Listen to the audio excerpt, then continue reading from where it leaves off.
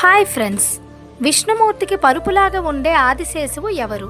హిందూ పురాణాల ప్రకారం ఆదిశేషుడు నాగజాతికి రాజు మరియు కశ్యప ప్రజాపతి కద్రువులకు జన్మించిన 1000 మంది పాములలో మొదటివాడు. ఇతన్ని అనంతుడు అని పిలుస్తారు. ఆదిశేషుని సోదరులైన ఇతర నాగులు ఎప్పుడూ ఇతరులను హింసించేవారు. తమ తల్లి కద్రువ ఆదేశంతో వినత అనే పిన్నికి అన్యాయం చేశారు. వారి క్రూర స్వభావాన్ని చూసి ఆదిశేషుడు విసిగిపోతాడు.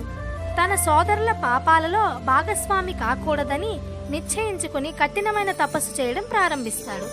బ్రహ్మదేవుడు ప్రత్యక్షమై ఏమి కావాలి అని అడుగుతాడు. ఆదిశేషుడు, నా మనస్సు ఎప్పుడూ ధర్మం వైపు ఉండాలి, నా సోదరుల దుర్గుణాలు నాకు అంటకూడదు అని కోరుకుంటాడు.